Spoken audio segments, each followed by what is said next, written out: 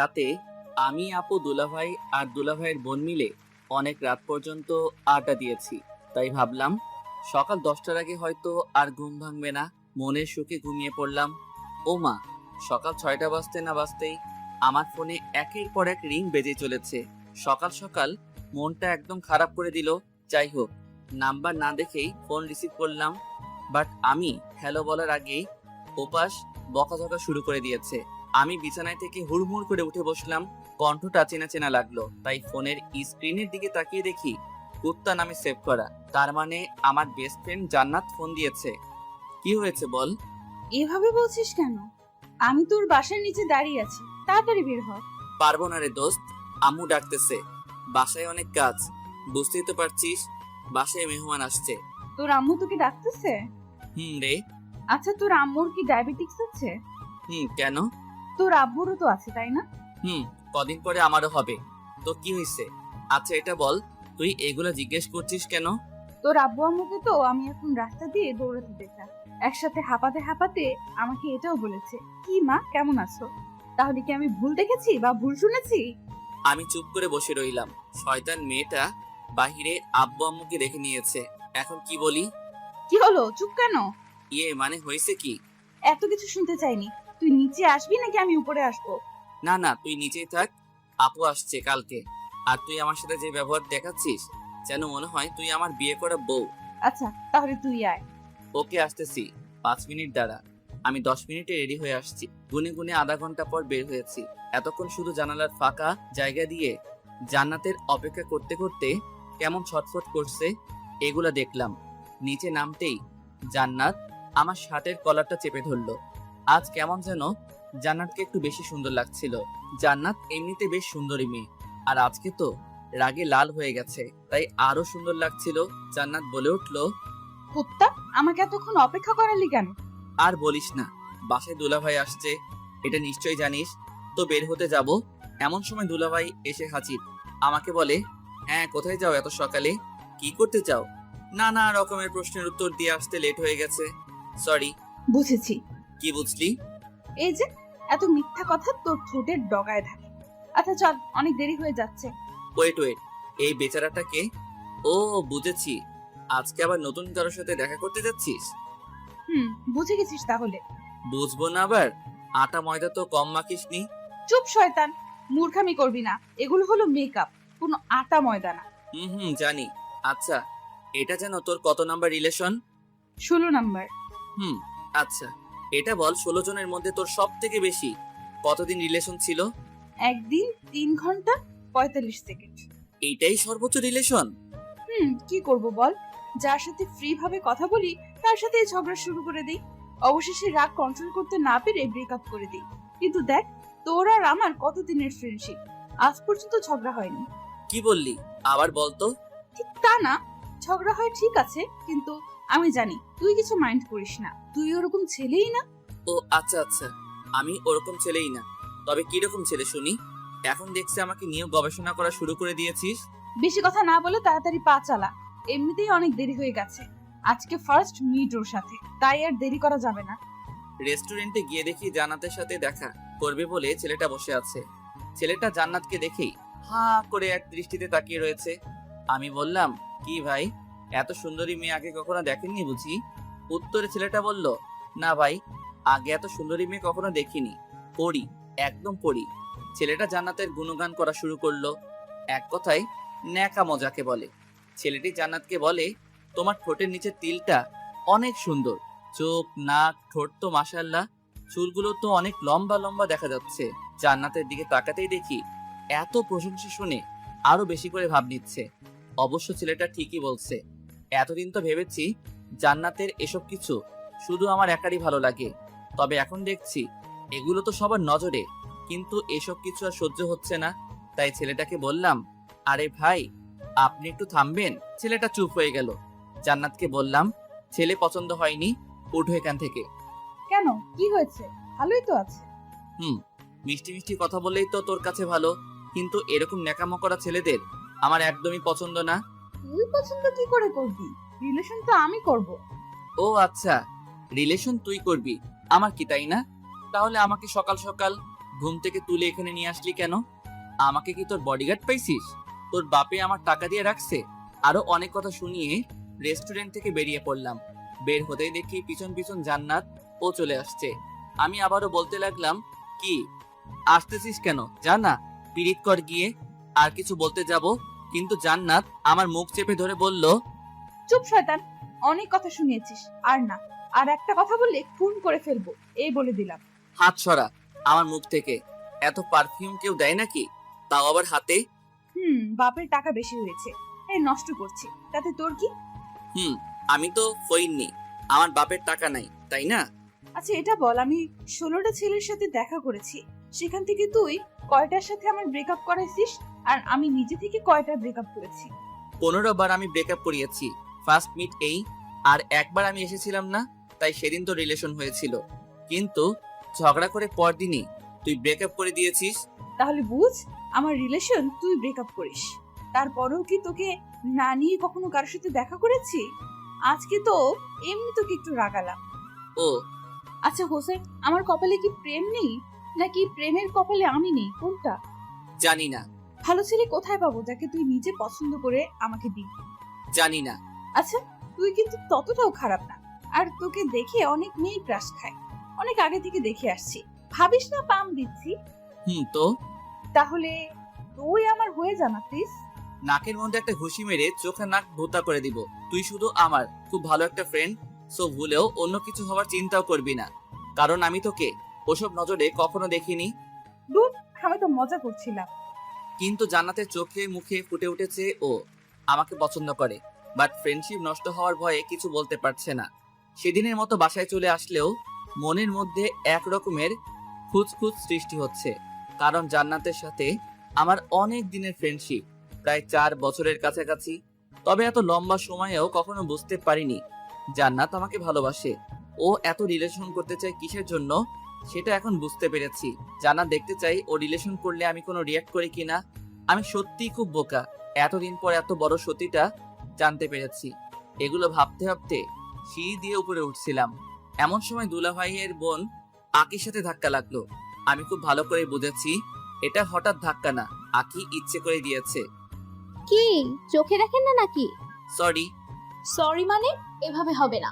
আপনি বলেন আমার ভুল হয়েছে, প্লিজ মাফ করে দেন। ওকে মাফ করে দিয়েছি, এবার যেতে দাও। উফ, আমি কিভাবে ক্ষমা চাইতে হয় সেটা বলছি। আমি আর কিছু না বলেই রুমে এসে দরজা লক করে দিলাম। কিছুক্ষণ পর সিগারেট খেতে ছাদে গেলাম, গিয়ে সিগারেট জ্বালিয়ে খেতে লাগলাম। এমন সময় ছাদে আকির উপস্থিতি টের পেলাম। পিছন ফিরে দেখে সত্যি আকি দাঁড়িয়ে আছে। আকি বলে উঠলো, মা, আপনি সিগারেট খান? কেন চোখে দেখেন না? খাবেন নাকি? খাবো, কিন্তু কোথাও পাই না, তাই খেতেও পারি না। আজ যখন হাতের কাছে পাইছি তখন আর ছাড়ছি না। ওকে আসো, খেয়ে নাও। আকির হাতে সিগারেট ধরিয়ে দিলাম। আকির হাত রীতিমতো কাঁপতে শুরু করে দিয়েছে। আমি বললাম, হইছে হইছে, আর খেতে হবে না, বুঝে গেছি তুমি কত পারবে। এই বলে আকির হাত থেকে সিগারেটটা নিয়ে আমি খেতে লাগলাম, আর ওর দিকে তাকিয়ে হাসতে থাকলাম। রাগে আকির চোখ মুখ লাল হয়ে গেছে। হঠাৎ করে আমার হাত থেকে সিগারেট মুখে নিয়ে জোরে একটা টান মারলো আকি। এরপর কি আর বলবো, 80 বছরের বুড়ার মতো কাশতে শুরু করলো। কাশতে কাশতে শ্বাস নিতেও পারছে না। আমাকে বলে, আপনি এগুলো খান কেমন করে? শয়তান, আগুন দেখে ভয় পায়, আর আগুন মুখে নিয়েছো, তাহলে তো এরকম হবে, তাই না? কি? আমাকে শয়তান বললেন? আমি কখন তোমাকে শয়তান বললাম? আপনার কথাই বুঝে নিয়েছি। ও তাই বুঝি। আমি আজকেই ভাইয়াকে বলে দেবো আপনি সিগারেট খান। তোমার ভাই আমার সাথে বসে সিগারেট খায়, ওকে? আর তুমি যে একটু আগে সিগারেট টানছিলে, ওইটা আমি ভিডিও করে রেখেছি। এমনকি তুমি শুরু থেকে শেষ পর্যন্ত যা কিছু বলেছো বা করেছো সব ভিডিও করা শেষ। তখন আঁকি নিজেরই মাথার চুল টানতে টানতে নিচে চলে যায়। আমি আবার মনের সুখে সিগারেট টানতে থাকলাম। এমন সময় কুত্তাটার ফোন, সরি জান্নাতের ফোন। 8-9 বার ফোন দেওয়ার পর রিসিভ করলাম। কি হয়েছে বল। এভাবে কথা বলছিস কেন? ওকে বাবা, সরি, এবার বলেন। ফোন ধরতে লেট করলি কেন? বাথরুমে ছিলাম তাই একটি অসাধারণ মিথ্যে কথা বললাম। ও, তোর বাসার ছাদেও বুঝি বাথরুম আছে? মনে তো হয়নি। তাহলে কি ছাদের এক কর্নারে বসে পড়েছিলি? আলতু ফালতু কথা রাখ। আমি বাসার ছাদে, এটা তোকে কে বলেছে? সেদিনের মতো আজকেও কি বাসার সামনে এসে হাজির হয়েছিস? আমার বইয়ের কাছে তোর বাসার সামনে গিয়ে তোকে চেক দিতে যাব। তোকে ফোনে না পেয়ে আন্টিকে ফোন করেছি। আন্টি বললো তুই নাকি ছাদে হাওয়া খাচ্ছিস। হাওয়াই তো খাচ্ছি, তবে কোন হাওয়া খাচ্ছি সেটা তো আর আম্মু জানে না। আচ্ছা, তুই কি বলবি যেন? আচ্ছা হুসেন, মেয়েরা কোন কালার শাড়ি পরলে তোর ভালো লাগে? অবশ্যই নীল। তবে তুই এগুলো শুনে কি করবি? কিছু না, তাহলে তোর নীল শাড়ি পছন্দ? খুব পছন্দ। আচ্ছা, আজকে বিকাল বেলায় ফোন দিলে লেকের পাড়ে আসিস তো একটু। ফ্রি থাকলে আসবো। তোর আবার কি কাজ? আসতে বসতে আসবি, বেশি বকবক করবি না। ওকে। নিচে চলে আসলাম আমার রুমে। কেমন যেন রুমটা অগোছালো হয়ে আছে। অনেকদিন হলো রুমটা কেউ পরিষ্কার করেনি। আর আমি তাই আকিকে ডাক দিয়ে বললাম, আমি বাইরে যাচ্ছি, আমার রুমটা সুন্দর করে গুছিয়ে রেখো, আমি এসে দেখবো। বাহ, আপনার সাহস আছে বলতে হবে। আমার রুম আম্মুকে দিয়ে গোছাই, আর আপনি আমাকে বলছেন? তাছাড়া আমি এ বাসার মেহমান, সো আমাকে এসব বলে লাভ নাই। আমি গেলাম। ও কাজ করবে না তাহলে? না, করবো না তো। তো আমি সিগারেট খাওয়ার ভিডিওটা সবাইকে দেখিয়ে আসি। প্লিজ না, না এরকম করবেন না প্লিজ। ভাই আমাকে একদম মেরেই ফেলবে। তাহলে চুপচাপ আমি যে কাজগুলো দিয়েছি ওগুলো করতে থাকো। অসহায় অবুঝ একটা মেয়ে পেয়ে এরকম অত্যাচার? চুপ, তুমি অবুঝ। তাড়াতাড়ি কাজ শেষ করো, আমি একটু পরে আসছি। আমি চলে যাচ্ছিলাম, এমন সময় আখি গুনগুন করে বলতে লাগলো, এই জন্যই ছেলেদের বিশ্বাস করতে নেই। আমি ওর কথায় কান না দিয়ে বাহিরে চলে আসলাম ফ্রেন্ডদের সাথে আড্ডা দিতে। তবে আমার সব ফ্রেন্ড কিছুদিন হলো সবাই খারাপ নেশায় আসক্ত হয়ে পড়ে গেছে। কেউ প্রেমে ব্যর্থ হয়ে, আবার কেউ কেউ শখের বশে খেতে গিয়ে নেশায় আসক্ত হয়ে গেছে।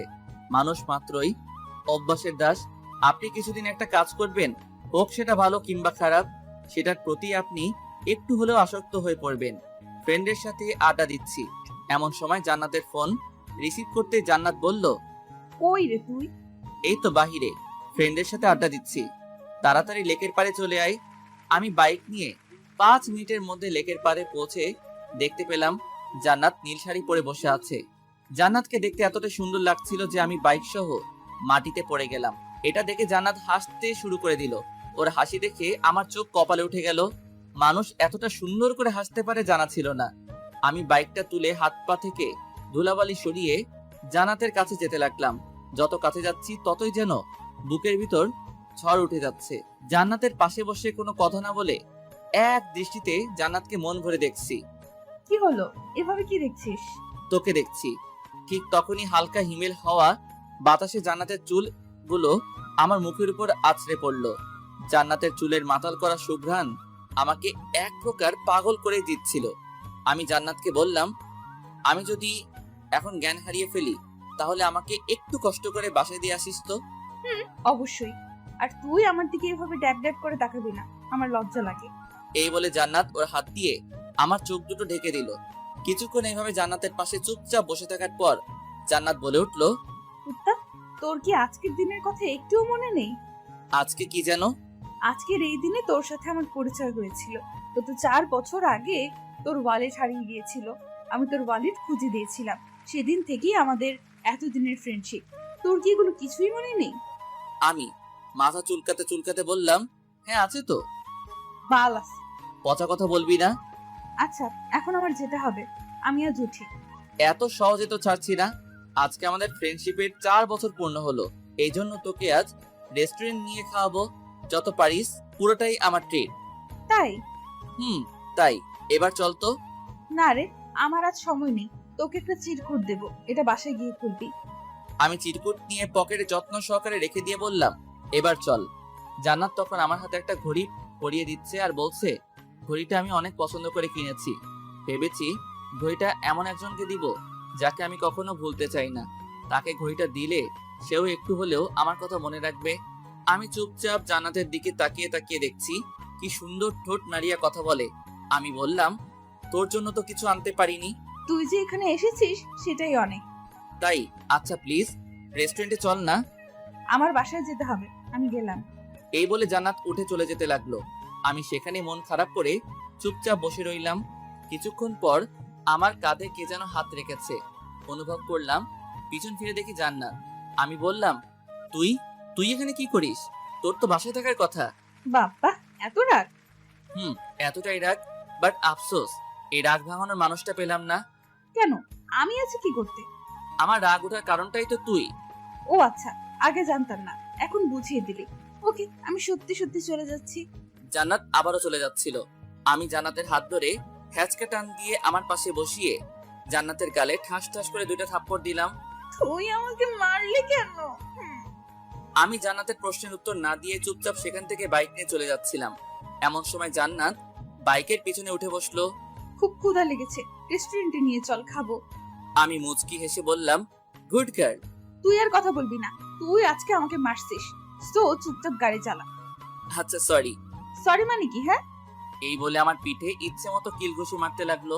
তবে একটু ব্যথা লাগেনি, কারণ নরম হাতের ঘুষিগুলোও নরমই লাগছে। জান্নাতকে নিয়ে রেস্টুরেন্টে গেলাম। জান্নাত রেস্টুরেন্টে গিয়েই একের পর এক অর্ডার করতে থাকে। এরপর আস্তে আস্তে খাওয়া শুরু করলো। আমি এখনো খাওয়াই শুরু করিনি, এর মধ্যে ওর অর্ধেক খাওয়া শেষ। আমাকে বলে কিনা আমি নাকি আস্তে আস্তে খাচ্ছি। কিছুক্ষণ পর আমার অনেক দিনের পুরনো এক ফ্রেন্ড ওর বউকে নিয়ে রেস্টুরেন্টে প্রবেশ করলো। এখন ওরা দেশের বাইরে থাকে, কবে আসছে জানি না। তবে আমাকে দেখেই আমার দিকে ছুটে আসলো আর বলল, কি রে, কেমন আছিস? ও, আমার কথা মনে আছে তাহলে?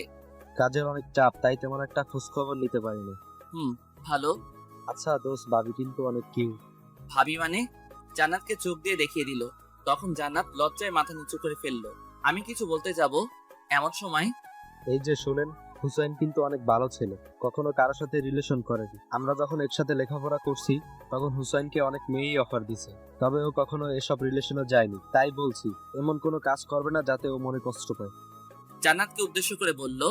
জান্নাত মাথা নেড়ে হ্যাঁ বলল। আমি তো পুরো অবাক হয়ে গেলাম। আমার ফ্রেন্ডের সামনে এমন ভাবে নিচ্ছে যেন সত্যি সত্যি ও আমার বিয়ে করা বউ। ফ্রেন্ড বলল, আচ্ছা থাক, পরে দেখা যাবে, আজ একটু কাজে আসছি এখানে। আর জান্নাত আপনাকে নীল শাড়িতে অনেক সুন্দর দেখাচ্ছে। জান্নাত ধন্যবাদ বলল। আমি ফ্রেন্ডকে বললাম, হইছে হইছে, আর চোখ লাগাতে হবে না। তখন ফ্রেন্ড ওর বউকে নিয়ে হাসতে হাসতে চলে গেল। আমি জান্নাতকে বললাম, এটা কি হলো? তুই ওকে বললি না কেন তুই আমার বেস্ট ফ্রেন্ড? বারে, আমি বলতে যাব কেন? আমার তো শুনতেই ভালো লাগছিল। তার মানে তোর আমার বউ হওয়ার ইচ্ছে আছে? হুম, খুব ইচ্ছে। কি বললি আবার বল। তোর বউ হওয়ার ইচ্ছে আছে, বললাম তাই আর কি। কি করবি? মারবি? ওকে মার। আর আমি যে তোকে চিরকুট দিয়েছি, ওটা করলেই বুঝতে পারবি। ভালো, তুই খুব সুন্দর করে ফান করতে পারিস। তোর এগুলো ফান মনে হচ্ছে? তাছাড়া কি। তখন জান্নাত আমাকে চমকে দিয়ে রেস্টুরেন্টের ভিতরেই চিৎকার চেঁচামেচি করে আমাকে বকাঝকা করতে শুরু করে দিল। এমনকি টেবিলে থাকা প্লেট গ্লাসগুলোও দেয়ালে ছুঁড়ে ছুঁড়ে ভাঙতে শুরু করে দিল। অবস্থা খারাপ বুঝে জান্নাতকে কোনোভাবে রেস্টুরেন্ট থেকে বের করে রেস্টুরেন্টের মালিককে জিনিসপত্র নষ্ট করায় জরিমানা আমাকে দিতে হয়েছে। এরপর জান্নাতকে বাসায় নামিয়ে দিয়ে আসলাম। রাস্তায়ও কোনো কথা বলেনি, আমিও কথা বলার আগ্রহ দেখাইনি। জান্নাতকে নামিয়ে দিয়ে বাইক নিয়ে বাসায় ফিরছি। আমাদের বাসার সামনে রাস্তার মোড়ে 2টা ছেলে একটা মেয়েকে নানা রকম ভাবে ইফটিজিং করছে।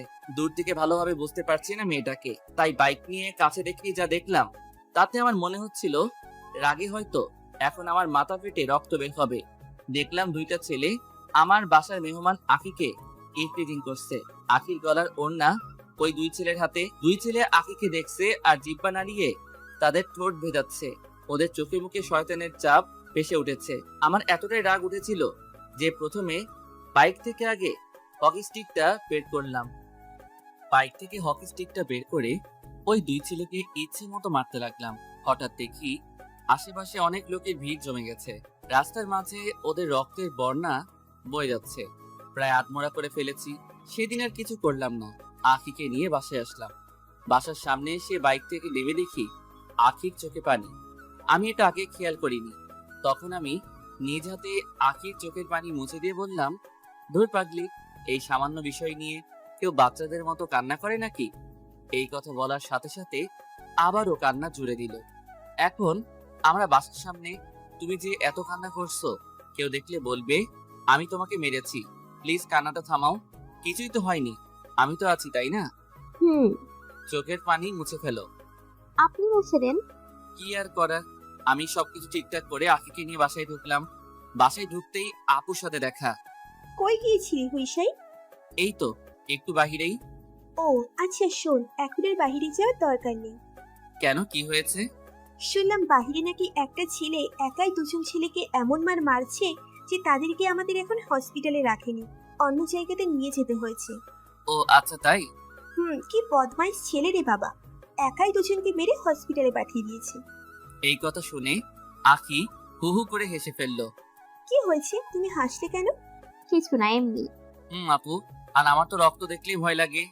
কি, তোর রক্ত দেখলে ভয় লাগে? খুব ভয় করে। শয়তান, তুই তো প্রাইমারি স্কুলে পড়াকালীন অনেকেরই নাক ফাটিয়েছিস, আর বড় হয়ে কি কি করেছিস সেগুলো আর বললাম না। আখি আছে এখানে তাই। ভালো। আর তোমার কাছে এগুলো কে শুনতে চেয়েছে? এই বলে আমি রুমে চলে আসলাম। তবে আজ আমার রুম আমার নিজের কাছে অচেনা অচেনা লাগতেছে, কারণ আকিকে রুম গুছাতে বলেছিলাম। জানি গুছাবে, কিন্তু এত সুন্দর করে গুছাবে কে জানে। এত সুন্দর রুম দেখে বিছানায় ধপাস করে শুয়ে পড়লাম। ক্লান্ত থাকার কারণে বিছানাতে শুতেই ঘুমিয়ে পড়লাম। সন্ধ্যার আগ মুহূর্তে সূর্য যখন লাল রং আকার ধারণ করে, তখন আমার ছাদে গিয়ে সিগারেট খেতে খুব ভালো লাগে। ও আর হ্যাঁ, আরেক সময় আছে, যে সময়টা আমি ছাদে বসে বসে পার করে দেই অনেকটা সময়, সেটা হলো পূর্ণিমার রাতে। চাঁদের সৌন্দর্য দেখতে দেখতে সিগারেট খেয়ে পার করে দেই অনেকটা সময়। প্রতিদিনের মতো আজ সন্ধ্যায় ছাদে যাব, তবে ঘুম থেকে উঠে সিগারেটের প্যাকেটটা খুঁজে পাচ্ছি না। রুম গুছিয়ে আঁকে সিগারেটগুলো কই যে রাখছে কে জানে। আমার অনেক রাগ আর অনেক সাহসী মানসিকতাও আছে, তবে আমার কোনো জিনিস কেউ না বলে নিলে, সেটা আর ফেরত আনতে না পারলে, বা কোনো জিনিস অনেক খোঁজাখুঁজি করার পরও যদি না পাই, তাহলে রাগে এক প্রকার কান্না করে দেই। তো অনেক খোঁজাখুঁজির পর আমার বিছানার পাশের টেবিলে কেমন যেন অনেকগুলো জিনিস একসাথে প্যাক করে রাখা। প্যাকেটটা খুলতেই আমার 5 মিনিট লাগছে। ওইটার ভিতরে দেখতে পেলাম সিগারেট রাখা। উফ! তখন আমার মনে আনন্দের অনুভূতি সৃষ্টি হলো। আমি দ্রুত গতিতে সিগারেট খুঁজতে লাগলাম।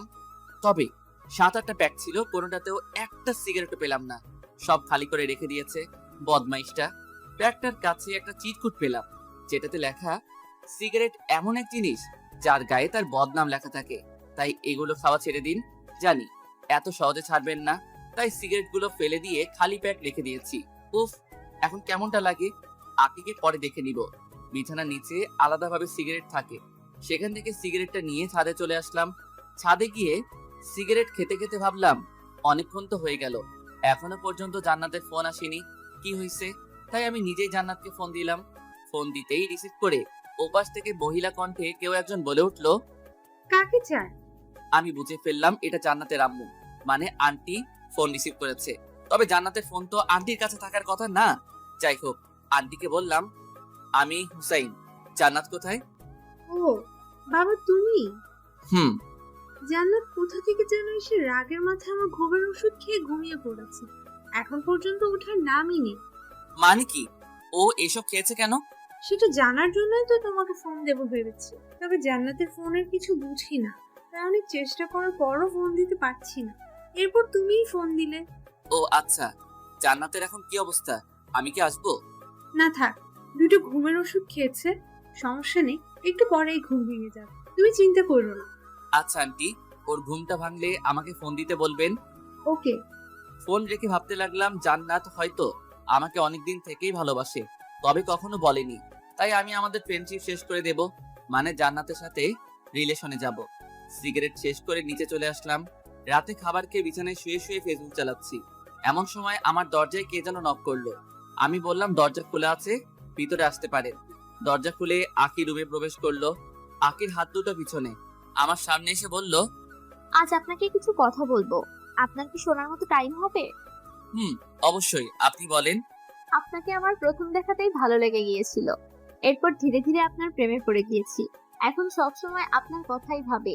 সত্যি বলতে আপনাকে আমি প্রচুর ভালোবেসে ফেলেছি। দেখো আখি, এটা কখনোই সম্ভব না। এত কিছু জানি না, আপনাকে ভালোবাসি এটাই জানি। এই বলে হাত বাড়িয়ে ফুল দিল। আমি ফুলটা নিয়েছি, কারণ হলো ফুল তো কোনো দোষ করেনি। আকি হাসতে হাসতে আমার রূপ থেকে চলে গেল। ঠিক তখন মনে পড়লো জান্নাত আমাকে একটা চিরকুট দিয়েছিল, ওইটা প্যান্টের পকেটে রেখেছি।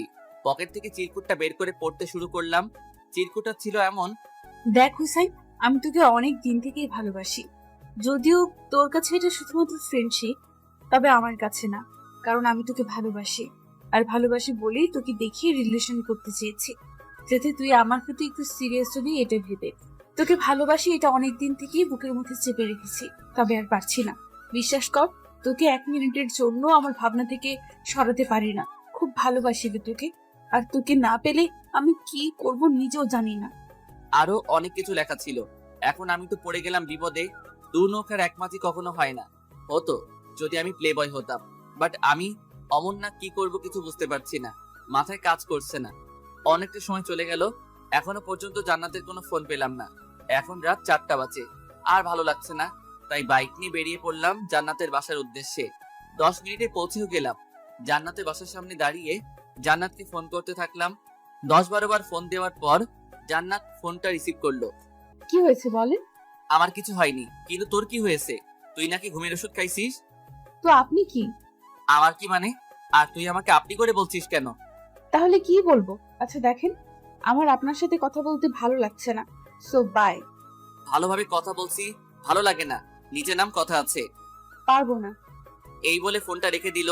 হঠাৎ জান্নাতের এতটা চেঞ্জ আমার কেমন যেন সহ্য হচ্ছিল না, তাই ওদের বাসার ভিতরে গেলাম।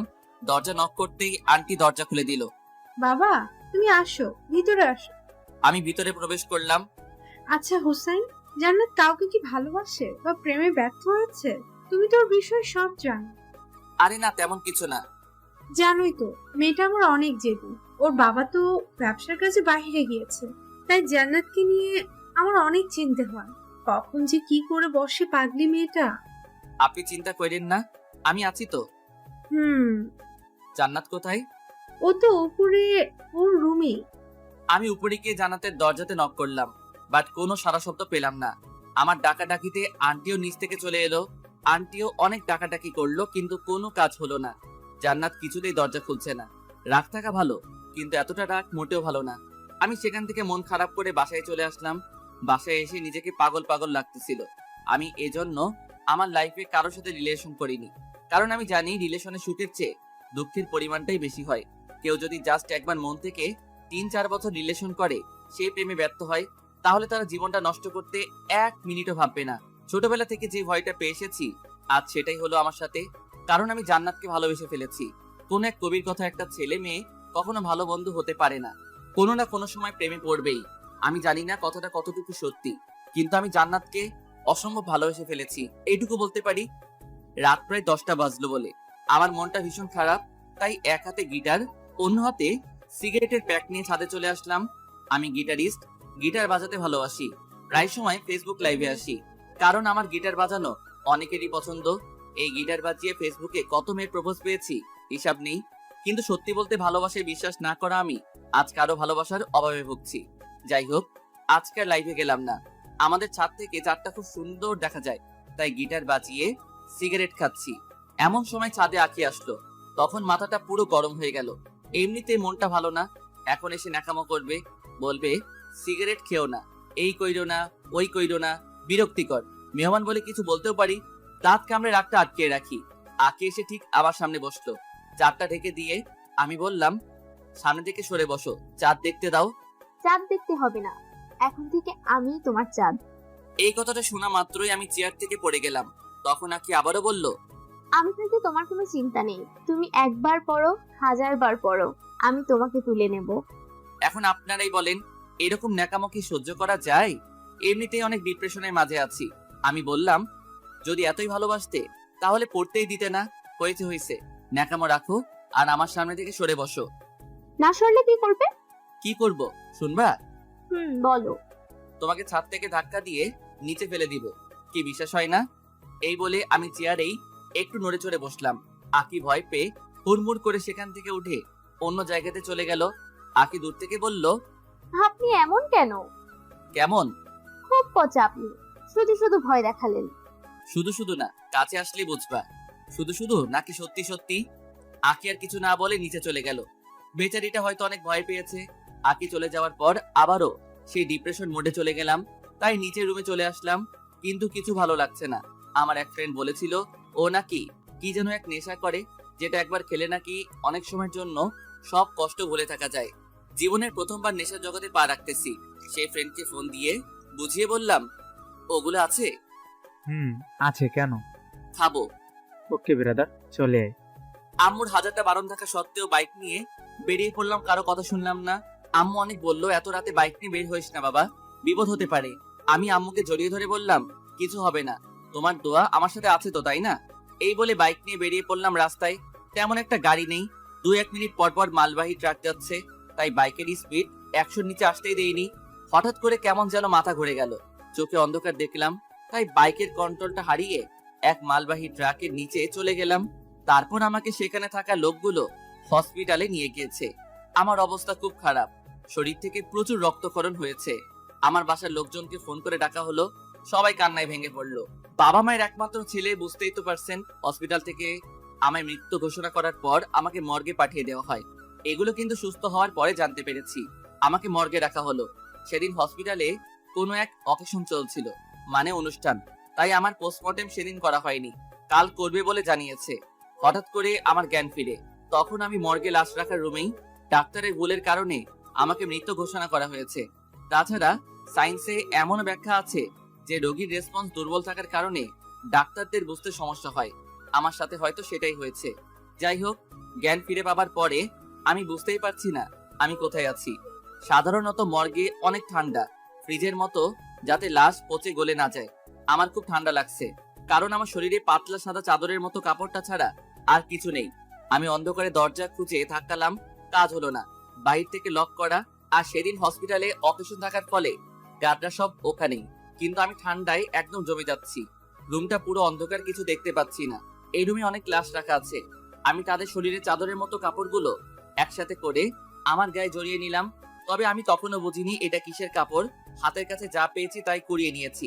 তখনও আমার মাথায় জান্নাতের কথা ঘুরপাক খাচ্ছে, আর ভাবছি কখন যে সকাল হবে। এরকম আর বেশিক্ষণ থাকলে এবার সত্যি সত্যি মরে যাব। মর্গে অসহায়ের মতো ঠান্ডায় কাঁপতে কাঁপতে আবারও জ্ঞান হারিয়ে ফেললাম। সকালের আগে জ্ঞান ফিরে পেলাম। মর্গের উপরে ছোট জানালা দিয়ে দিনের আলো দেখা যাচ্ছে। আলো দেখে আমার দেহে যেন প্রাণ ফিরে পেলাম।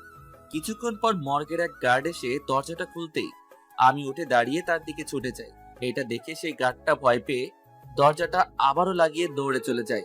ভয় পাওয়ারই কথা, কারণ মর্গে কখনো জীবন্ত মানুষ থাকে না। সো সেই গার্ডটা হসপিটালের ডাক্তার সহ আরো কিছু মানুষ নিয়ে এসে দরজাটা খুলতেই আমি আবারও দৌড়ে তাদের দিকে ছুটে গেলাম। সারা রাত অনেক ঠান্ডার মধ্যে ছিলাম, তাই গলা দিয়ে কোনো শব্দ বের হচ্ছিল না। এক ডাক্তার সবকিছু বুঝতে পেরে আমাকে তাড়াতাড়ি করে ইমার্জেন্সিতে নিয়ে গেল। সব ট্রিটমেন্ট শেষ করে আমাকে হসপিটালের এক রুমে রাখা হলো কিছুদিনের জন্য। ডাক্তার বলেছে এখানে কিছুদিন থাকলে পুরোপুরি সুস্থ হয়ে উঠবে। আব্বু ডাক্তারদের নামে পুলিশ কেস করতে চাইলে আম্মু বলল থাক না, আমার ছেলেকে ফিরে পেয়েছি, এটাই অনেক, আমি আর কিছু চাই না।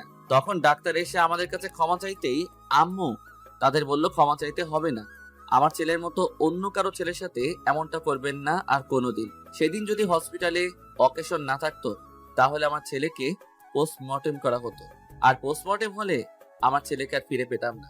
এই আম্মু আবারও কান্নাতে ভেঙে পড়লো। আমি আম্মুকে জড়িয়ে ধরে বললাম সবকিছু তো ঠিক হয়ে গেছে, তাহলে এখন কেন কান্না করছো? হসপিটালে সেদিন আমার আত্মীয় স্বজন সবাই ছিল, কিন্তু আমার চোখ দুটো শুধু জান্নাতকেই খুঁজে বেড়াচ্ছিল। কিন্তু সেদিন এক নজর জান্নাতকে দেখার জন্য পাগলের মতো এদিক ওদিক তাকাতাকি করতে থাকি, কিন্তু জান্নাতকে কোথাও দেখতে পেলাম না। তখন সবার সামনেই হেসে দিয়েছিলাম, হাসিটা কষ্টের ছিল। এটা আর কেউ না বুঝতে পারলেও আমার পাশে বসে থাকা আকি বুঝে নিয়েছিল।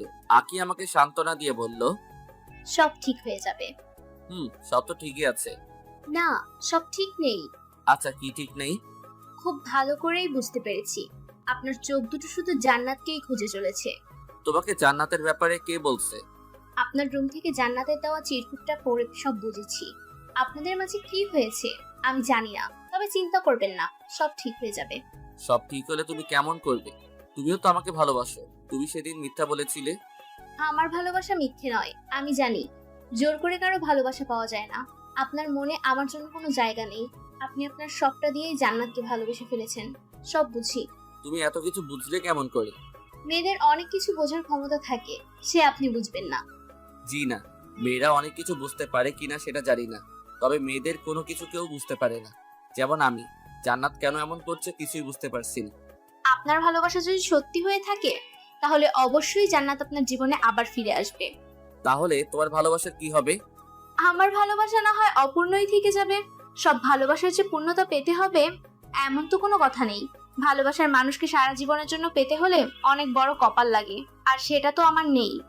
এইটুকু বলে আখি চোখের পানি লুকিয়ে মুচকি এসে রুমের বাইরে চলে গেল। আখি বাইরে চলে গেলে আম্মু ভিতরে এসে বলল, বাবা কিছু লাগবে? হুম, কি লাগবে বাবা? একটু বাইরে যেতে চাই। কেন, কি লাগবে বল আমাকে, আমি এনে দিচ্ছি। সিগারেট লাগবে, এনে দিতে পারবে?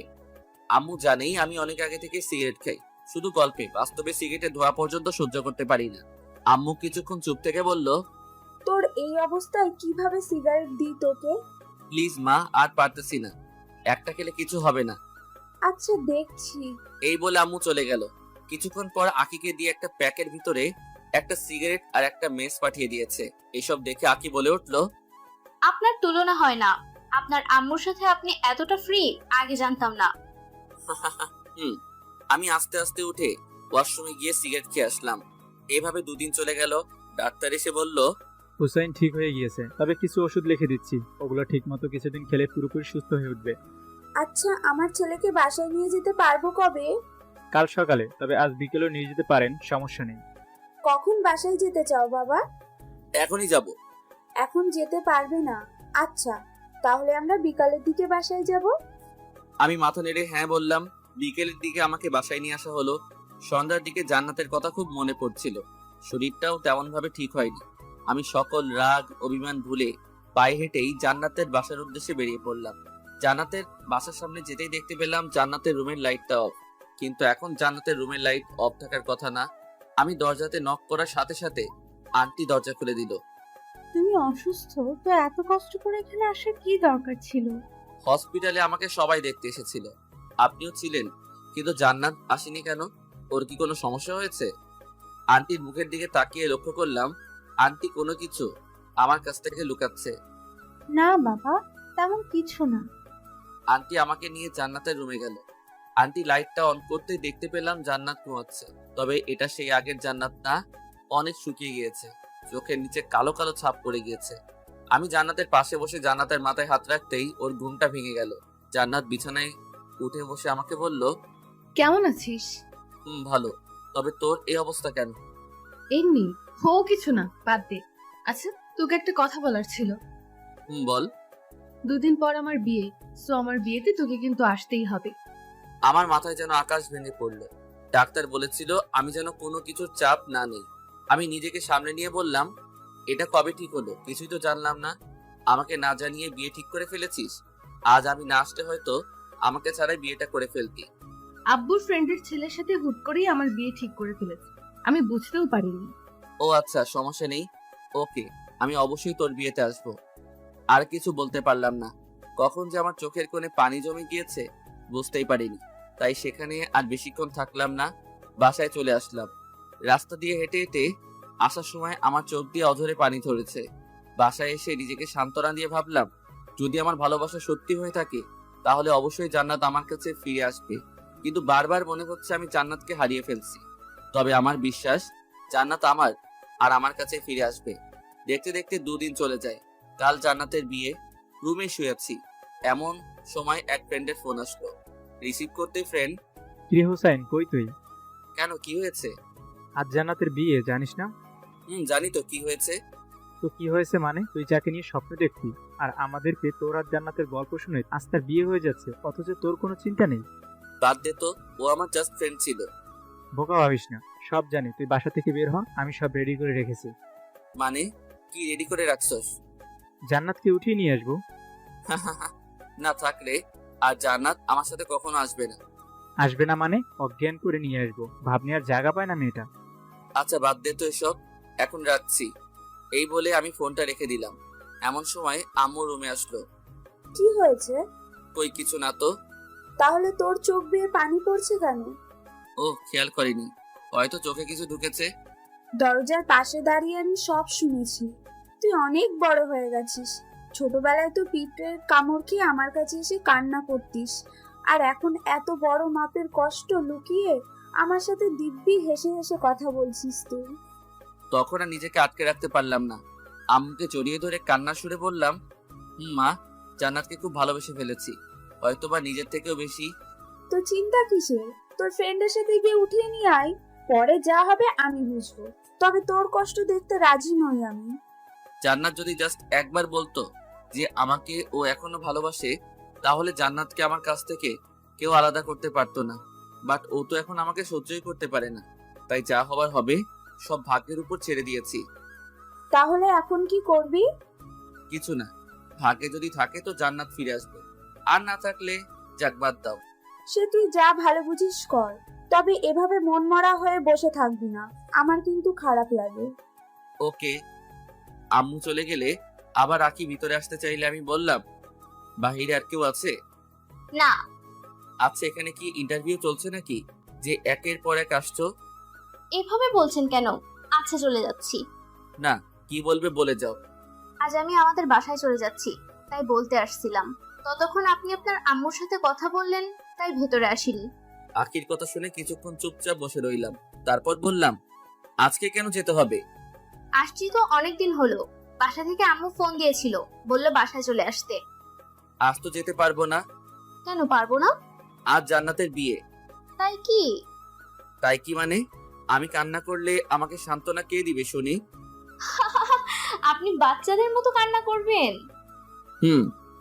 ওকে, তাহলে আপনার কান্না দেখতে আজ না হয় থেকেই যাই, কি বলেন? থ্যাঙ্কস। চলে যাচ্ছিলাম, তাই আপনার জন্য একটা সিগারেটের প্যাকেট নিয়ে এসেছি।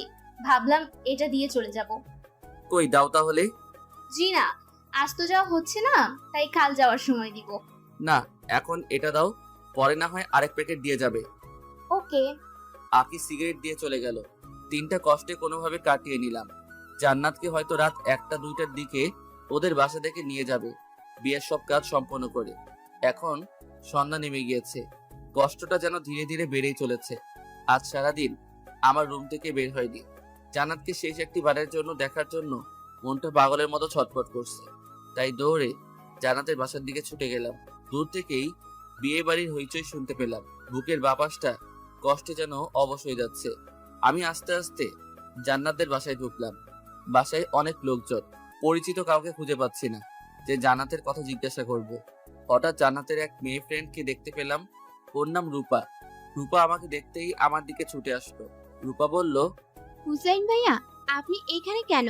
জান্নাত তো উপরে। জান্নাত উপরে? আচ্ছা, আপনি নাকি মৃত থেকে জীবিত হয়েছেন? কে বলেছে এগুলা? এলাকার সবাই জানে, আমি জানবো না? ও, কিন্তু মৃত মানুষ কখনো জীবিত হয় না। আমার রেসপন্স দুর্বল ছিল, তাই অমনটা হয়েছিল। ও আচ্ছা, এখন বুঝলাম। বাট এই সামান্য কাহিনীকে লোকেরা রচনা করে ফেলেছে। আপনি নাকি কবর থেকে উঠে এসেছেন, আরো এরকম অনেক কিছু বলেছে তারা। ওহ, বাদ দাও। আচ্ছা, আমাকে একটু জান্নাতের কাছে নিয়ে যেতে পারবে? আপনি হলেন জান্নাতের বেস্ট ফ্রেন্ড, আপনাকে আবার নিয়ে যেতে হবে কেন? আপনি তো যেতে পারেন। রূপার কথা শুনে জান্নাতের আর আমার সেই আগের মিষ্টি ফ্রেন্ডশিপের কথা মনে পড়ে গিয়েছে। কতই না সুন্দর ছিল সেসব দিনগুলো। এগুলো ভাবতে ভাবতে চোখের কোণে অনেকটা পানি জমে গিয়েছে। আমি রূপাকে বললাম, আচ্ছা তুমি যাও তাহলে। রূপা চলে গেলে আমি উপরে গেলাম। দরজার বাহির থেকে জান্নাতকে দেখতে পেলাম। জান্নাতের দিকে তাকিয়ে চোখ ফেরাতে পারছি না। জান্নাত এমনিতেই অনেক সুন্দর, তার মাঝে আজ আবার বিয়ের সাজে। কখনো পরি দেখিনি, তবে পরিদের বিষয়ে যতটুকু শুনেছি তার থেকে জান্নাত কোনো অংশে কম নয়। সেখানে আর বেশিক্ষণ থাকতে পারলাম না, দ্রুত বাসায় চলে আসলাম। নিজের উপর এত রাগ হচ্ছিল বলে বোঝাতে পারবো না। কেন যে সেদিন জান্নাতের ভালোবাসাটা অবহেলা করেছি। সেদিন জান্নাতকে ফিরিয়ে না দিলে আজ হয়তো আমার এমন দিন দেখতে হতো না। রাগে আমার রুমের জিনিসপত্র ভাঙতে শুরু করে দেই। জিনিসপত্র ভাঙার শব্দ পেয়ে নিচ থেকে আম্মু আপু চলে আসে। আমাকে সান্ত্বনা দিয়ে তারা চলে যায়। আমাকে বলে ঘুম আসতে, তবে ঘুম আসছিল না বলে 3-4টা ঘুমের ওষুধ একবারে খেয়ে ফেলি। এখন আর বিছানায় উঠতে পারিনি, বিছানার নিচে ফ্লোরে ঘুমিয়ে পড়লাম। সকালে ঘুম থেকে উঠে অনুভব করলাম আমি বিছানাতে শুয়ে আছি। আমার কপালে কে যেন চুমু খাচ্ছে। চোখ খুলতে দেখতে পেলাম জান্নাত আমার পাশে বসে কপালে চুমু খাচ্ছে। নিজের চোখকে যেন বিশ্বাস করতে পারছি না, তাই হালকা করে আমার শরীরে চিমটি কাটলাম, এটা ভেবে যে আমি স্বপ্ন দেখছি না তো।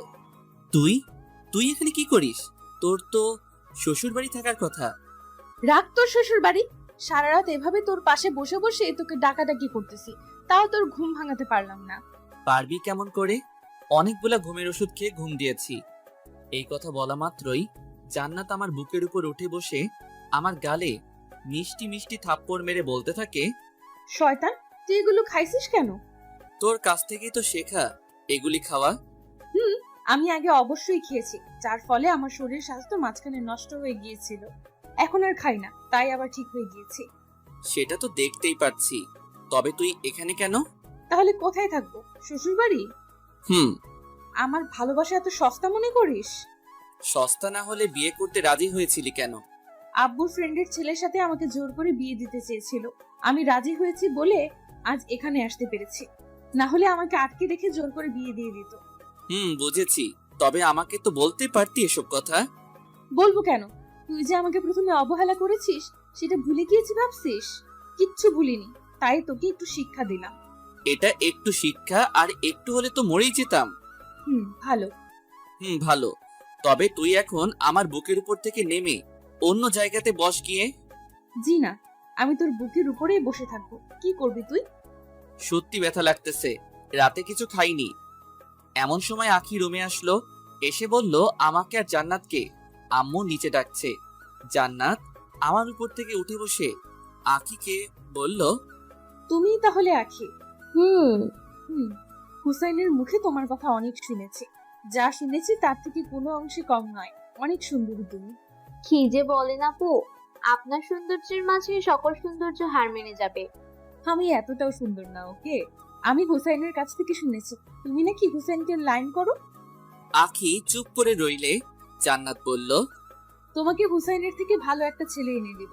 আর হুসাইন কিন্তু বেশি একটা ভালো না, ওকে আমি খুব ভালোভাবে চিনি, তবে মন থেকে ভালোবেসে ফেলেছি। কি আর করা, তাই ছুটে চলে আসলাম।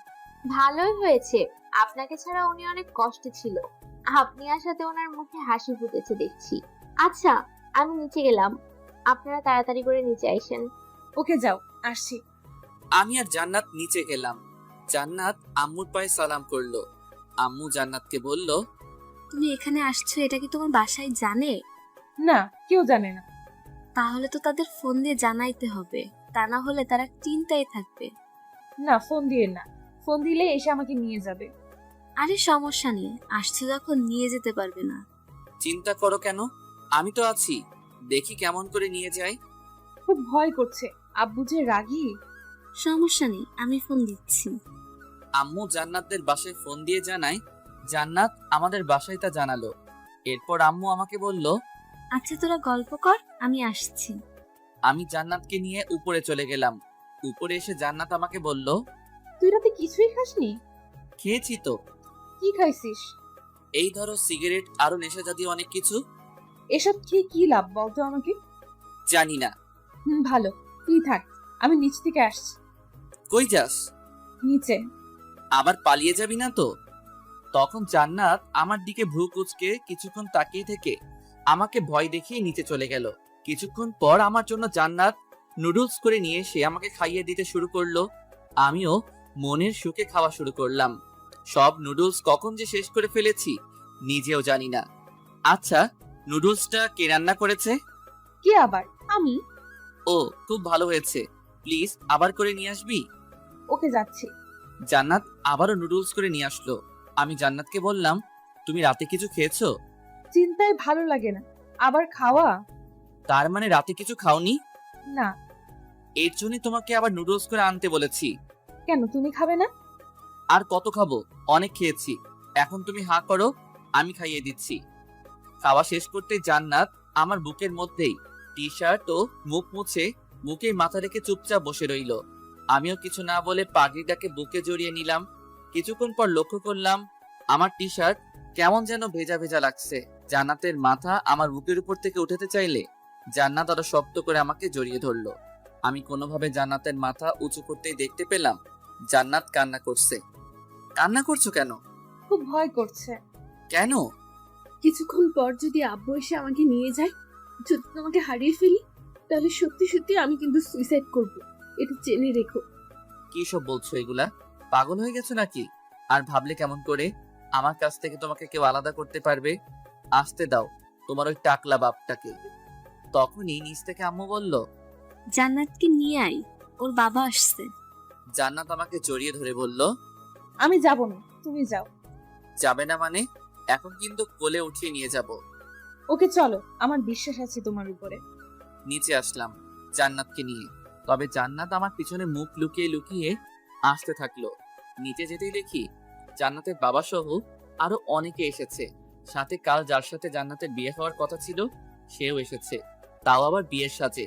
ছেলেটার নাকি জান্নাতকে খুব পছন্দ হয়েছে, তাই কাল থেকেই জামাই সেজে ঘুরছে। জান্নাতকে পেলেই নাকি বিয়ে করে ফেলবে, যেখানে পাবে সেখানেই। কি আজব ক্যারেক্টার। যাই হোক, জান্নাতের বাবা তো রাগে আগুন, কারো কথাই তিনি শুনছেন না। ওনার এক কথা, জান্নাতকে না নিয়ে এখান থেকে যাবেই না। জান্নাতের বাবা জান্নাতকে বলছে, তুমি যদি আজ আমার সাথে না আসো তাহলে আর কখনো আমার বাসায় তোমার কোনো জায়গা হবে না। এত বড় কথা শুনেও জান্নাতের শরীরের একটা লোমও নড়ল না, মানে কোনো রিয়াক্টই করলো না।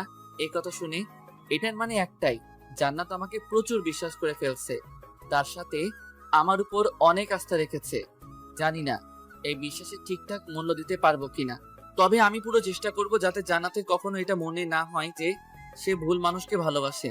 জান্নাতের বাবা আরো নানা রকম ইমোশনাল কথা বলতে থাকে। একসময় বিরক্ত হয়ে গেলাম, তাই আমি জান্নাতের বাবাকে বললাম, জান্নাতের গর্ভে আমার সন্তান আছে, সত্যিটা জানাতে দেরি করে ফেলেছি, তবে আজ বলতেই হচ্ছে, এখন আপনি নিয়ে যেতে পারেন।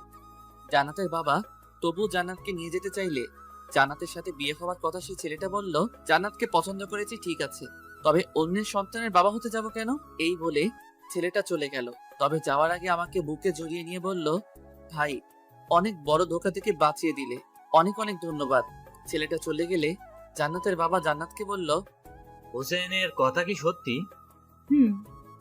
এরপর জান্নাতের বাবা আর কোনো কথা না বলে আমাদের বাসা থেকে চলে যায়।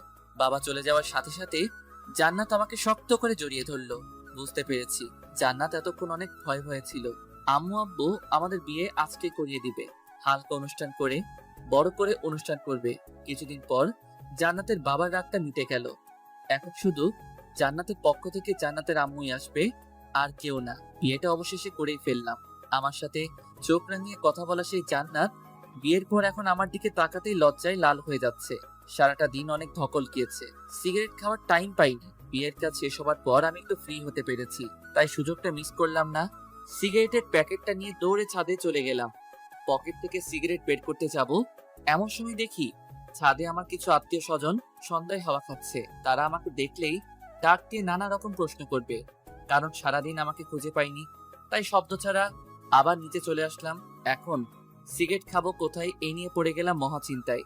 নিচে অনেক লোক, তাই ভাবলাম বাসার বাহিরে গিয়ে সিগারেট খেয়ে আসবো।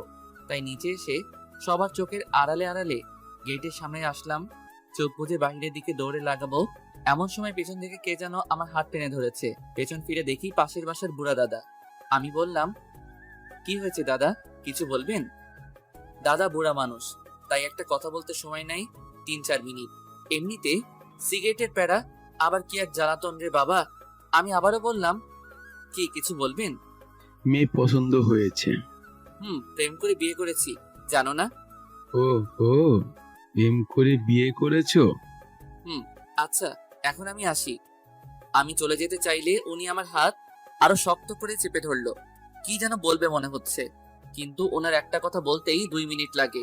2 মিনিট পর দাদা আবার বলল, কোথায় যাও? একটু বাইরে যাচ্ছি। দাদা আমার হাত ছাড়ছেই না, তবে এখন আমি সিগারেট না খেয়ে থাকতেই পারছি না। তাই আমার আশেপাশে ঘুরতে থাকা কিছু আত্মীয় স্বজনকে ডাক দিলাম। তারা বলল, কি হুসাইন? দাদা বলছে যে ওনাকে নাকি ঠিক মতো কেউ আদর যত্ন করেনি। আমার একটু বাহিরে কাজ আছে, আপনারা দাদাকে ঠিকঠাক ভাবে যত্ন আত্তি করে নিয়ে আসেন। কি দাদা, লজ্জা পাওয়ার কি আছে, আসেন আমাদের সাথে। এই বলে দাদাকে ওনারা নিয়ে গেল। যাক বাবা, বাঁচা গেল। এই ভেবে গেটের বাহিরে পা দিব, এমন সময় পেছন থেকে আপু বলল, কই যাস হুসাইন? এই তো একটু বাহির থেকে ঘুরে আসি। কোথাও যেতে হবে না, জান্নাত রুমে একা বসে আছি, রুমে আয়। কি আর করার, সিগারেটের অসমাপ্ত প্যারা নিয়ে রুমে প্রবেশ করলাম। রুমে গিয়ে দেখতে পেলাম জান্নাত বিছানাতে বসে আছে। আমাকে দেখেই বলে উঠলো, কই গিয়েছিলে? এই তো একটু বাহিরেই। কেন? এমনি। এমনি না, নিশ্চয়ই সিগারেট খেতে গিয়েছো। ও, বুঝে ফেলেছো তাহলে। হুম। আমি তখন চুপ করে বিছানায় বসলাম। জান্নাতের কানের কাছে মুখ নিয়ে বললাম, আচ্ছা শোনা, একটা সিগারেট খেতে পারি? এত সুন্দর করে যখন ডাক দিয়েছো, তাহলে এক কাজ করো। কি কাজ? জাস্ট একটা সিগারেট খাবে, তারপর গোসল করে আমার কাছে আসবে। কেন, সিগারেট খেলে গোসল করতে হয় নাকি? হবে, কারণ সিগারেটের ঘ্রাণ আমার একদম সহ্য হয় না। কি আর করার, সিগারেট খেয়ে গোসল করে আসলাম। জান্নাত আমাকে চমকে দিয়ে বলে উঠলো, হুসাইন আমার বাবু লাগবে। মানে? মানে আমরা বাবু নেব। বাসরাত শুরুই করলাম না, বাচ্চার কথা বলছো কেন?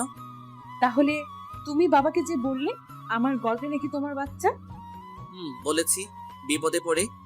তাহলে এখন আমি নিব, কারণ মা হওয়ার ইচ্ছে জেগেছে মনে। তুমি নিজেই তো বাচ্চা। এত কিছু জানি না, আমার লাগবে তো লাগবেই। বাসরাতে পাগড়িটার কথা শুনে খুব হাসি পাচ্ছিল। যাই হোক, বিয়ে যখন করেছি বাসরাত তো করতেই হবে। আমি লাইটটা অফ করে জান্নাতের কাছে যেতেই জান্নাত আমাকে জড়িয়ে ধরলো। আমি জান্নাতের কপালে, গালে, ঠোঁটে কিস করতে থাকি। সেদিন জান্নাতের ঠোঁটটা নরম চকলেট ভেবে কামড় দিয়ে একটু ছিঁড়েই ফেলেছি। জান্নাত তো ব্যথায় চিৎকার করাতে বুঝতে পারলাম এটা কোনো চকলেট না, এটা জান্নাতের ঠোঁট। আরো অনেক কিছুই হলো, হাজবেন্ড ওয়াইফের মাঝে যা হয় আর কি। অনেক রাত পর্যন্ত গল্প করে শেষ রাতের দিকে ঘুমিয়ে পড়ি। সকালে ঘুম থেকে উঠে দেখি জান্নাত পাশে নেই। এত সকাল সকাল কই যাবে? ঠিক তখনই আমার ফোনে একটা ফোন আসলো। রিসিভ করতেই ওপাশ থেকে বলে উঠলো, কি মিস্টার হুসেইন, ঘুম কেমন হলো? জান্নাতকে খুঁজে পাচ্ছ না তো, তাই না? জান্নাতকে আর পাবেও না। বড় ঝড় আসার আগ মুহূর্তে কিন্তু সবকিছু ঠান্ডা হয়ে যায়। কাল তোমাদের বাসা থেকে ঠান্ডা ভাবে চলে এসেছি আজকের এই দিনটার জন্য। হা হা হা, তুমি আমাকে চিনো না হুসেইন। যাই হোক, পারলে জান্নাতকে খুঁজে নিও। Good bye, see you. তার মানে এটা জান্নাতের আব্বু। এই বলে ফোনটা রেখে দিল, আমাকে কথা বলার কোনো সুযোগই দিল না। বিয়ের পর দিন বউ গায়ে, বিষয়টা ভেবেই কেমন যেন শরীরের লোমগুলো দাঁড়িয়ে যাচ্ছে। আমি দৌড়ে নিচে গেলাম, আম্মুকে বললাম, আম্মু জান্নাত কোথায়? জান্নাত তোর বাবার সাথে বাইরে গেছে। উফ মা, যেতে দিলে কেন? জান্নাতের বাবা তো আজকে ঠান্ডাভাবেই বলল যে বিয়ে তো হয়েই গেছে। যাই হোক, এখন আর আমার কোনো রাগ নাই। তবে জান্নাতের দাদু অনেক অসুস্থ, তাই জান্নাতকে কিছুক্ষণের জন্য তাদের বাসায় নিয়ে যাবে। সমস্যা নেই, কিছুক্ষণ পর আবার দিয়ে যাবে। আমাকে না বলে কেন গেল? জান্নাত তোর সাথে দেখা করার জন্য বারবার উপরে আসতে চাইছিল, তবে জান্নাতের বাবা বলল হুসাইন তো এখনো ঘুমোচ্ছে, ঘুম ভাঙার আগেই জান্নাতকে দিয়ে যাবে। আমি মাথায় হাত দিয়ে ফ্লোরে বসে পড়লাম। এত বড় প্রতারণা আমার সাথে হবে, স্বপ্নেও কখনো ভাবিনি। চিন্তা করিস না, একটু পরেই দিয়ে যাবে। আর কখনো দিয়ে যাবে না, একেবারেই নিয়ে গিয়েছে। কি বলিস এইগুলা? আমি আর কিছু ভাবতে পারছি না। আম্মু অচুপ হয়ে গিয়েছে। বাইকটা বের করলাম, সাথে অনেক কিছু নিয়ে গেলাম, হকি স্টিক, সাথে আরো কিছু জিনিস যে গুলার নাম বলা যাবে না। বেরিয়ে পড়লাম জান্নাতের বাসার উদ্দেশ্য নিয়ে। আর জান্নাতকে নিয়ে আসার সময় যে আমাকে বাধা দিবে, সোজা কথায় তাকে লাশ করে ফেলবো, সে জান্নাতের বাবা হোক বা অন্য কেউ। কারণ এত কাহিনী আর ভালো লাগছে না। জান্নাতের বাসায় এসে দেখি দরজাতে তালা ঝুলানো। আমি জান্নাতের বাবাকে ফোন দিলাম। ফোন দিতেই রিসিভ করে হ্যালো বলল। কই তুই? তোদের বাসায় তালা ঝুলানো কেন? কি সুন্দরী মেয়ে জন্ম দিছ বলে এত ভাব? এখন শুধু তোর সুন্দরী মেয়ে না, জান্নাত এখন আমার সুন্দরী বউ। জান্নাতের বাবা নিশ্চুপ। আবার আমি বললাম, কত বড় কলিজা থাকলে আমার কাছ থেকে বিয়ের পর দিন জান্নাতকে নিয়ে চলে গেলি? সাহস থাকলে সামনে আয়, আমি তোদের বাসার সামনে। বাবা, আমি এক গ্লাস পানি খেয়ে এসে কথা বলি। আচ্ছা বাবা, শ্বশুরের সাথে কেউ এমন আচরণ করে? তাহলে কেমন আচরণ করব? সম্মান দিয়ে কথা বলবো, তাই না? তাছাড়া কি? আমি বয়স দেখে সম্মান দেই না, চরিত্র দেখে সম্মান দেই। বিয়ের পর জান্নাতকে আমার কাছ থেকে আলাদা করে এখন সম্মান ভিক্ষা চাওয়া হচ্ছে। জামাই আমার পুরাই আগুন। ভালোভাবে বলছি, জান্নাত এখন কই আছে? ঠিকানাটা দেন, আমি গিয়ে নিয়ে আসছি। বলবো না, যা করার করো। ওকে। এই বলে ফোনটা রেখে দিলাম। কি করব বুঝতে না পেরে রাগের মাথায় বাইক থেকে হকি স্টিকটা বের করে জান্নাতদের বাসার জানালার গ্লাসগুলো ভাঙতে শুরু করে দিলাম। সেখান থেকে একটা কাচের টুকরো আমার হাতে ঢুকে যায়, সাথে সাথে অনেক রক্ত বের হতে শুরু করে দেয়।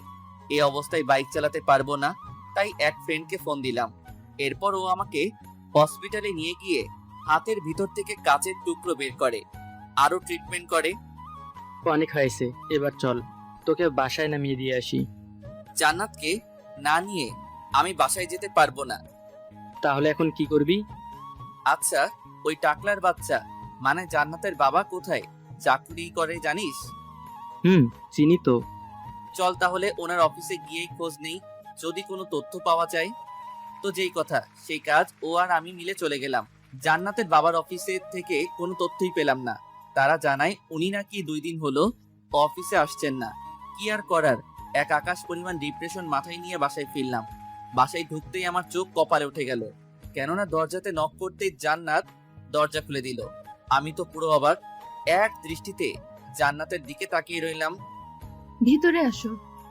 আমি ভিতরে যেতেই দেখি, ও মা, জান্নাতের বাবা মা সহ জান্নাতের আরো কিছু কাজিন আমাদের বাসায় আমারই রুমে বসে আড্ডা দিচ্ছে। অথচ জান্নাতকে আমি সারা শহর খুঁজে বেড়াচ্ছি। আমাকে দেখেই আম্মু বলে উঠলো, বলছিলাম না জান্নাতকে একটু পরেই দিয়ে যাবে। আমি কিছু বললাম না, কারণ রাগের মাথায় জান্নাতের বাবার সাথে অনেক খারাপ আচরণ করে ফেলেছি। খারাপ ভাষায় গালিগালাজও করেছি। ভেবেছিলাম জান্নাতের বাবা হয়তো শয়তান টাইপের মানুষ, তবে এখন বুঝতে পারলাম উনিও আমার বাবার মতোই সহজ সরল। এখন জান্নাতের বাবার কাছে ক্ষমা চাইতে হবে, কিন্তু কিভাবে সেটা বুঝতেছি না। কেউ কিছু বোঝার আগেই আমি জান্নাতের বাবার কাছে গিয়ে মাথাটা নিচের দিকে ঝুঁকিয়ে বললাম, আমার ভুল হয়েছে, আপনি মজা করেছেন আর আমি এটা সত্যি ভেবেছি। কারণ হলো আমাদের বিয়েটা আপনার ইচ্ছার বিরুদ্ধে হয়েছে, তাই ভেবেছি সত্যি সত্যি আপনি জান্নাতকে নিয়ে গিয়েছেন। বিয়ের পরদিন এমন কিছু হবে কল্পনাও করতে পারিনি, তাই রাগের মাথায় আপনাকে অনেক কথা শুনিয়েছি। প্লিজ আমাকে আপনার ছেলে ভেবে মাফ করে দেন। জান্নাতের বাবা তখন উঠে দাঁড়িয়ে আমার কাঁধে হাত রেখে বলল, তোমার কোনো ভুল হয়নি, ভুল তো আমার হয়েছে। জান্নাতের কথায় কাজ করে। জান্নাতকে ওর দাদু দেখতে চেয়েছিল বলে বাসায় নিয়ে এসেছে। তুমি ঘুমিয়েছিলে তাই আর বিরক্ত করিনি। ভেবেছি তুমি ঘুম থেকে ওঠার আগেই জান্নাতকে রেখে যাব, কিন্তু জান্নাত বলল তোমাকে ফোন দিয়ে ওসব কথা বলে পরীক্ষা নিতে চেয়েছিল। বিশ্বাস করো, জান্নাত লিখে দিয়েছিল আর আমি ওগুলো পড়ে পড়ে বলেছি। আমি মনে মনে ভাবলাম জান্নাতের কাছে শয়তানও হার মেনে যাবে, এটা তো সামান্য বিষয়। ও আচ্ছা, তাহলে পরীক্ষা নিয়ে কি বুঝলেন? আমি কি পরীক্ষায় পাশ করতে পেরেছি? পাস না, তুমি 100-তে 100 পেয়েছো।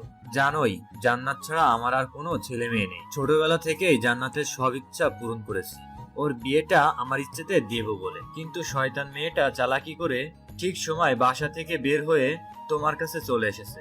তবে তোমাকে আমার খুব পছন্দ হয়েছে। শেষ কথা হলো জান্নাত কিন্তু আমার খুব আদরে মেয়ে। আশা করব তুমি আমার থেকেও বেশি আদর করবে জান্নাতকে। অবশ্যই। আমি জান্নাতকে নিয়ে পাশের রুমে গেলাম। কিছু কথা আছে ওর সাথে। জান্নাত যেতে চাইলো না, কারণ ও বুঝে গিয়েছিল আমি অনেক রেগে আছি আর বারবার আমার কাটা হাতটার দিকে তাকাচ্ছিল। কি হয়েছে এটা হয়তো বলার সাহস পাচ্ছে না, তো জান্নাতকে এক প্রকার জোর করেই পাশের রুমে নিয়ে গেলাম। জান্নাতের দিকে তাকাতেই চমকে গেলাম। ঝামেলা লাগিয়ে দিয়ে এখন এমন ভাবে আমার দিকে তাকিয়ে রয়েছে যেন পৃথিবীর সব থেকে নিষ্পাপ মুখগুলোর মধ্যে একটা। জান্নাত বলল, সরি। এত বড় ঝামেলা লাগিয়ে মাত্র 2 অক্ষরের সরি? তাহলে কি করতে হবে বলো? 2 টাকার মার্বেলের মতো বড় বড় চোখ করে তাকিয়ে না থেকে কাজের কথায় আসো। কাজের কথা মানে? মানে আমি রাগের মাথায় তোমাদের বাসার সব জানালার গ্লাসগুলো ভেঙে দিয়েছি। সো কি? তাড়াতাড়ি বলো। ওইগুলো জরিমানা তুমি দিবে। জানি আমার বড়লোক শ্বশুর কিছু বলবে না, তবে আমার একটা সম্মান আছে না, তাই আমাকে ঠিক করে দিতে হবে। তুমি ভেঙেছো, তুমি ঠিক করে দাও, আমাকে বলছো কেন? ও হ্যালো, তোমার জন্য এসব হয়েছে? আমি কি তোমাকে আমাদের বাসার গ্লাসগুলো ভাঙতে বলেছি? আমার ঘুম পাচ্ছে, আম্মুর কোলে শুয়ে থাকবো, গেলাম। এই বলেই জান্নাত পিছন ফিরে চলে যেতে লাগলো।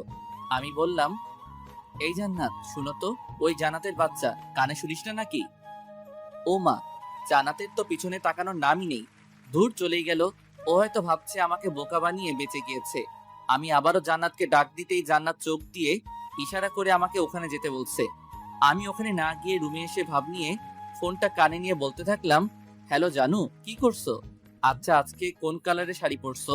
জান্নাত এটা শোনা মাত্রই আমার দিকে দ্রুত ছুটে আসে, এসে আমার ঠিক পাশে দাঁড়িয়ে শোনার চেষ্টা করে আমি কার সাথে কথা বলছি। তখনই আমি রুমের মধ্যেই পায়চারি শুরু করে দেই। জান্নাত আমার পিছু পিছু ঘুরঘুর করতে থাকে। হঠাৎ করেই আমার হাত থেকে ফোনটা কেড়ে নিয়ে দেখে কেউ ফোন দেয়নি, শুধু শুধু ভাব নিচ্ছি। তখন জান্নাত আমার দিকে ভ্রু কুঁচকে তাকালো। আমি জান্নাতকে জড়িয়ে ধরে বিছানায় শুইয়ে দিলাম। আমি বললাম, তোমার নাকি ঘুম পাচ্ছে, তো এবার ঘুমাও। তোমার কাহিনী দেখে ঘুম চলে গিয়েছে। বলতে ভুলে গিয়েছি, জান্নাতের নাকটা অনেক সুন্দর লাগে আমার কাছে, কারণ ওর যখন রাগ উঠে তখন নাকটা ফুলে যায়, মনে হয় এখনই ফেটে যাবে। জান্নাতের নাক হাত দিয়ে চেপে ধরে ওর ঠোঁটে কামড় বসিয়ে দিলাম। একটু পর জান্নাত শ্বাস নিতে পারছে না বলে আমার পিঠে চড়ে মারতে থাকে। তখন আমি ছেড়ে দিলাম। জান্নাত হাঁপাতে হাঁপাতে বলল, আমার শাসাতকে মেরে ফেলতে চাও নাকি? একদমই না।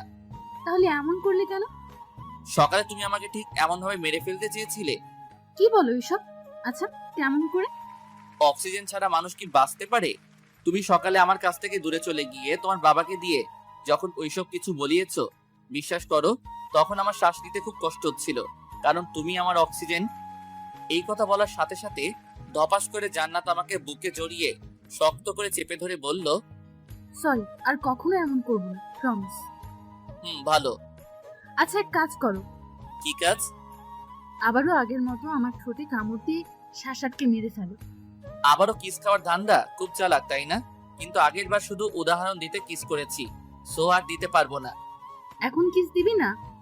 ওই তুই করে বলবি না। কি করবি তুই? 100 বার বলবি তুই তুই তুই। মাত্র 4 বার হয়েছে, আরো 97 বার বল। এমন সময় পাশের রুম থেকে জান্নাতের বাবার ডাক শুনতে পেলাম। জান্নাতের বাবা বলল, আজকে তাহলে আসি, কিছুদিন পর তোমাদের বিয়ের জন্য বড় করে অনুষ্ঠান পালন করব। ওকে। তবে অনেক চিন্তা হচ্ছিল, কারণ তারা তো বাসায় যেতেই দেখতে পারবে তাদের বাসা জানালার সব গ্লাস ভাঙা। সে যাই হোক, পরে দেখা যাবে। এর আগে এক ফ্রেন্ড কিছুক্ষণ আগে ফোন দিয়ে আমাকে বাইক নিয়ে যেতে বলল, বিপদে পড়ছে বলল, তাই বাইক নিয়ে বেরিয়ে পড়লাম। ফ্রেন্ড তৌফিকের কাছে যেতেই তৌফিক বলল আজকে নাকি ওর জিএফ এর বার্থডে, তাই আমাকে সাথে নিয়ে জিএফ এর সাথে দেখা করতে যাবে। আমি আর তৌফিক গেলাম। যেতেই দেখতে পেলাম তৌফিকের জিএফ সহ আরো অনেক মেয়ের উপস্থিতি। আমি তৌফিককে বললাম, তুই দেখা কর, আমি এখানেই বাইকেই বসে থাকি। কিন্তু তৌফিক আমাকে নিয়েই গেল। দেখা করার এক পর্যায়ে তৌফিকের দরকারি একটা ফোন আসে, তাই তৌফিক তাড়াহুড়ো করে সেখান থেকে চলে যায়। যাওয়ার আগে আমাকে বলল যে ওর জিএফকে বাসায় নামিয়ে দিয়ে আসতে।